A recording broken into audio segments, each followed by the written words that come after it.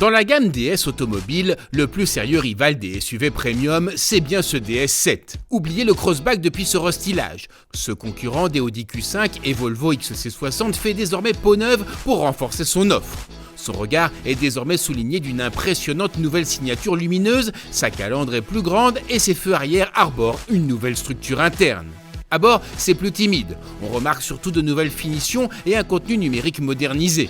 L'écran central mesure toujours 12,3 pouces, mais il accueille le nouveau système multimédia DS Iris System. Le DS7 reconduit toutes ses motorisations, mais vient chapeauter sa gamme par une inédite version e-Tense de 360 chevaux. Elle reprend la même configuration mécanique de la DS9 e-Tense 360 avec un bloc thermique 1,6 litre de 260 chevaux sous le capot, accompagné d'un premier moteur électrique de 110 chevaux situé dans la transmission et d'un deuxième de 113 chevaux qui vient animer les roues arrière. Mais ce nouveau DS7 ne vante pas uniquement une fiche technique plus musclée. Les ingénieurs maison de DS Performance se sont penchés sur le châssis du SUV français. Et l'allure normale de notre version d'essai en suggère déjà les prédispositions. Châssis rabaissé de 15 mm, voie avant et arrière élargie, énorme jantes de 21 pouces, le tout enrubanné dans les crins plutôt sportifs de cette finition Performance Line. Ici, le moelleux idéal des autres DS7 laisse place à une petite fermeté et une plus grande consistance de la direction. Rien qui ne le rende rédhibitoire pour les amateurs de confort, et c'est un moindre mal quand on réalise les progrès réalisés par cette version musclée.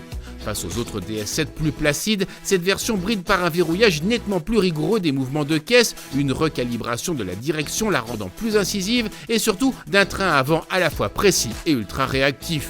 L'agilité dont fait preuve ce DS7 est tout simplement étonnante, le plaçant parmi les nouvelles références du genre. Du très beau travail quand on pense à l'embonpoint occasionné par sa motorisation hybride, presque 1,9 tonne à vide. Le caractère mécanique est toutefois moins impressionnant. Elle impose une réelle inertie au moment des reprises et l'emballement du moteur thermique sur les grosses accélérations ne flatte pas du tout l'oreille. On aurait également un travail plus affiné sur le ressenti de pédale de frein. Dommage, car ce DS7 e-Tense 360 est pas loin du sans faute.